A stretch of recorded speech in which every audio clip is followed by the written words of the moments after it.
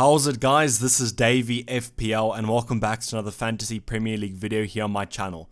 And now, with a couple of days till the Game Week 1 deadline, where all our teams have to be in and the excitement finally gets started, I'm going to be doing my top 5 tips for the upcoming FPL season, that is the 2019/2020 season. We're going to be going over some things that I think will help improve your overall rank and also help you win those vital mini leagues that I all know that you want to win. So I thought this was a great video to do, and these are my tips. They might not be yours. You might think that some of these things are a little bit redundant or not worthy, so I apologize for that, but I really think that overall these tips are going to be quite helpful and hopefully quite informative.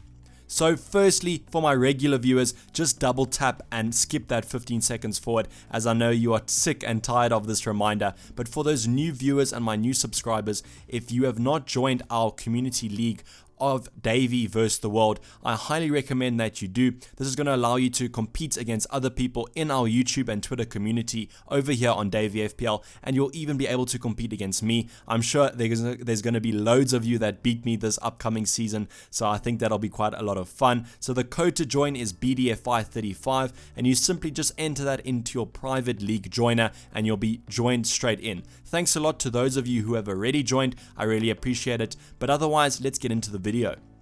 So the first little bonus tip I'm going to be going over here is don't copy other people's teams. I really feel like one of my teachers back in the day telling me not to copy my friend's homework, but I can actually see the merit to this comment and kind of why it's useful. So I know there's going to be tons of you that are going to be looking at my squad and copying exactly what I do, player for player and transfer for transfer.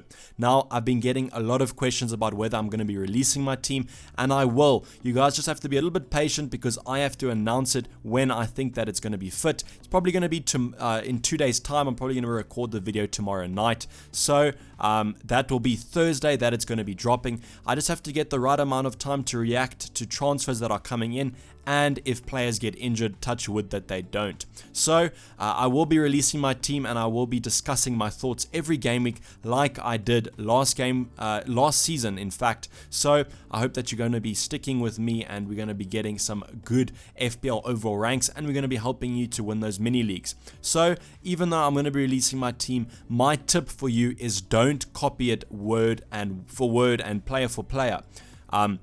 I think there's going to be quite a few people. You're probably going to see it in our community league. You're going to have me and about a couple hundred people with the exact same points every game week, and we're going to finish the overall season with the same rank. If that's what you want to do, I can't really tune that much if that's how you want to play FPL. But if you want to actually get better at FPL, you got to have to make some decisions on your own. My tip for you, if you don't want to kind of copy exactly, or if you want to kind of sway from this copying, is take my team or whoever else's team you want to do. Maybe it's another YouTuber or FPL content creator, and put their team word for word in your draft, and then vary it a little bit, change a couple players to who you think will do well this upcoming season. I think this will be highly good for your FPL skill level and will help you increase your knowledge about the game. Why I'm saying this is that if you're going to make decisions for yourself, it's overall going to make you a better FPL player for the future, and eventually you won't even need me or anyone else. You'll just purely watch FPL content for the fun of it and kind of to just see what other people are doing. You'll be making your own team by yourself, and your drafts will be different to everyone else, and that's the thing that's beautiful about FPL, is that there's so many differing opinions in this community and overall on the FPL website, that your team shouldn't look like anyone else's. Obviously, with 6 million players, it might look like someone else's team, but that at the end of the day doesn't really matter that much, and it's going to be over the entire season how you perform and the transfers you make, and those should be your own decisions. So I know I'm kind of sounding like a teacher here and saying don't copy my team or other people's teams, as it will make you a whole better FPL player overall, and that is what we kind of all here for, is you want to become at the end of the day just one of the best FPL managers that there is. So I will be releasing my team, but don't copy it player for player. You can if you want to. As I said, I can't really control other people's reactions to it, but at the end of the day, it's going to help you improve if you don't copy. So getting into the actual first tip of this video, it's going to be patience is a virtue. And this translated into FPL is basically don't lose patience too quickly on a player if they're on a little bit of a run or form of blanks, as they probably will come good as the season progresses.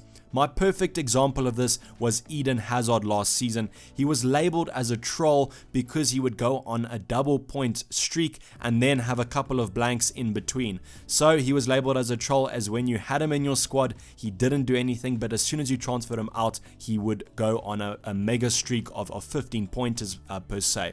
So he was labeled a troll because of this, but I think this just comes down to people being a little bit impatient with him. And I think in FPL, one of the kind of qualities that come out in us is we become a little bit too impatient just because of the quick turnover from game week to game week. There's just a week sometimes maximum in between our game weeks, and we kind of feel that we have to make the decision and jump on these bandwagons of players that are in form, but we forget about the quality that a player can have over the entire season. So Eden Hazard was an example of this, and last season another example was Dayvy. I don't know if you remembered his 20-point haul, but a lot of people had him in their squads and then they transferred him out for that single game week, and then he went on a massive streak. He scored 20 points, and there was so many tweets online and over on Twitter and comments in my videos that players were going to bring Dayvy in, or if they transferred him out and then he suddenly went on the streak, you were either very happy or very sad. A lot of congratulations went out to the people that actually stuck with Dayvy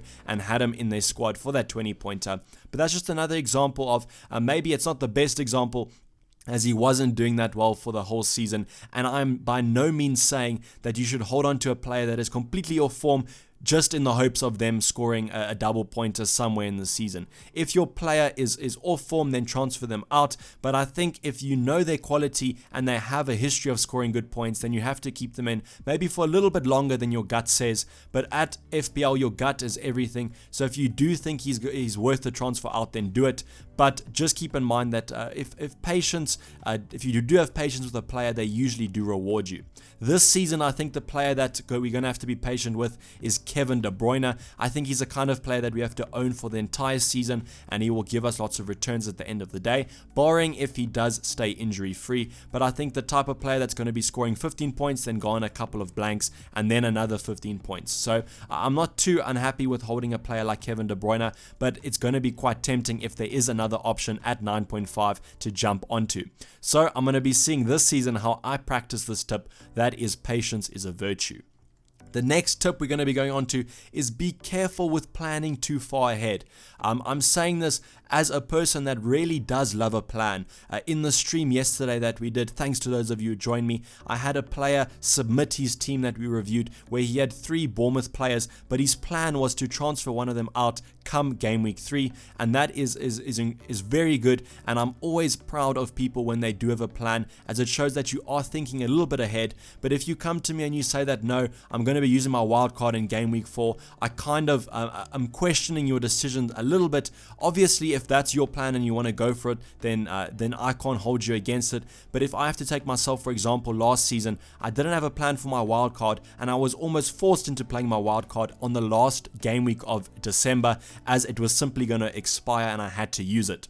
I'm saying this as you don't want to be in a position of setting up your team to use your wild card in game week 4, and then your team is doing absolutely incredibly and you don't really want to transfer these players out. You then force into using your wild card and changing only a couple of players. So keep in mind, maybe have a plan for your wild card if things go wrong, but in FPL you can't really plan when things go wrong. We could have a massive injury to a premium striker or midfielder, and then that completely sways our plan and we all forced into using the wild card. So just my idea for it would be hold on to it until you're forced into using it.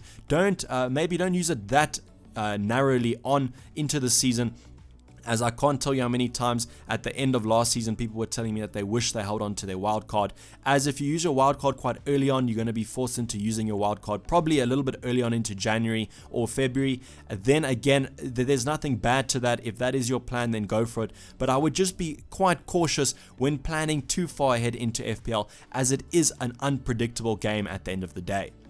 My third tip is a repetition from my top 5 beginners tip, is to nail captaincy every week. I know you're probably thinking, how is this a tip if this is something that's not guaranteed, and we kind of can't really guarantee a good captain performance? But I would kind of recommend that you don't have to nail every single game week. You don't have to nail every 38 game week captains, but try and choose the best option for each game.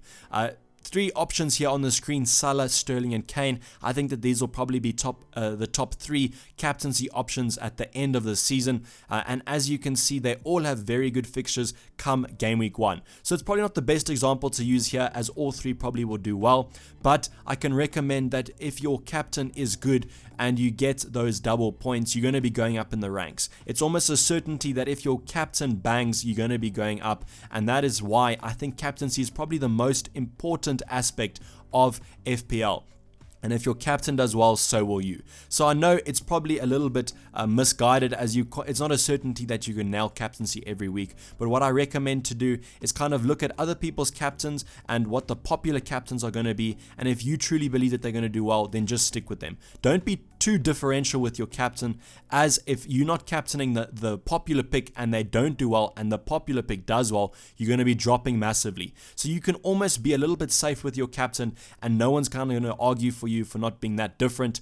As long as they're getting the points, then that is good. So probably the third tip, and probably the most important one this season, is to nail your captain every single game week. Obviously you can't guarantee it, but just try and choose the best option in your mind. Okay, number 4 is going to be a chip strategy kind of tip. So I've gone for bench boost later on in the season, wildcard when needed and into value, and triple captain as a certainty. So I'm going to be going into a little bit, as those are quite ambiguous, those kind of descriptions there. So with the bench boost, I always prefer to use it later on in the season, not because it's just when the double game weeks usually are, but also because our team value has kind of accumulated over the season, and we can get as much kind of budget spread across our bench and into our starting lineup. Why I say you should use it late is just that the double game weeks are at the end of the season, but mainly because of the team value. So with our wild card, I've said needed in there, as it is quite a situational chip and all our teams could be different, and when we use the wild card will certainly be different. So you could wild card early on, but I wild card later on. But as long as you're doing it into value, that is what I think is good. So when I say into value, that means that if there's a lot of your players that are off form and are kind of dropping in value, I would recommend using the wildcard chip, as in FPL team value is an incredible tool, especially later on in the season. So if your price on your team value is dropping, I would recommend wildcarding and getting in those informed players that are being transferred in by the thousands, so that your team value can go up.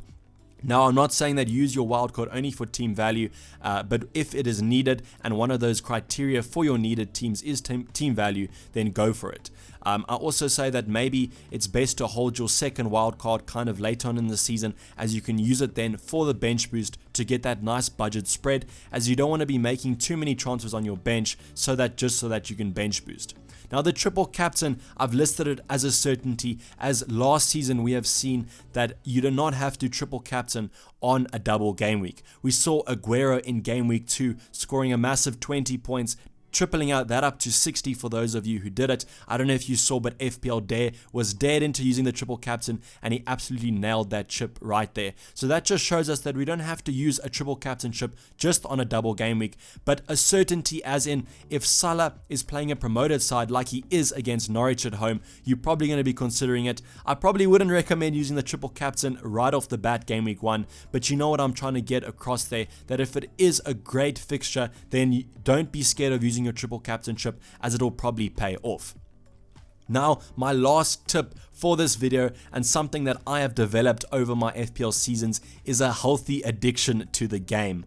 I say healthy here as I want to kind of label this addiction as not being a bad one, but you have to kind of become a little bit addicted to FPL and football in general. So I've listed 3 things here: your game week deadlines, your injuries, and your form. So with all of these, you have to keep up to date, and an addiction kind of means that you're checking constantly constantly. Whether that is every day or just before the game week deadline, that is up to you. But I can say for myself, especially last season, I was checking constantly, and I think I did develop quite an addiction to FPL.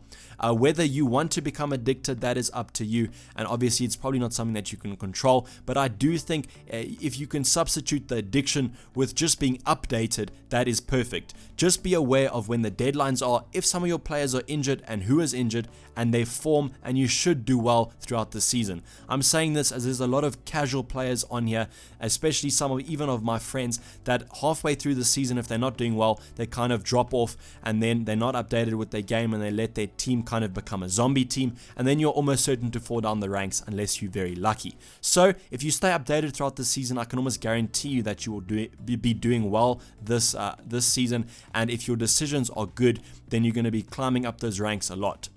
So as long as you stay informed about these 3 things, you should be doing fine in this upcoming FPL season. So that's going to wrap up my top 5 tips. I hope they've been enjoyable and they've been quite informative, and I hope that they kind of contribute to you having a stellar FPL season for the 2019/2020 Premier League. So please like the video if you did enjoy it, and subscribe if you are a new player or just new to the channel, or if you have not subscribed yet and you're enjoying this FPL content.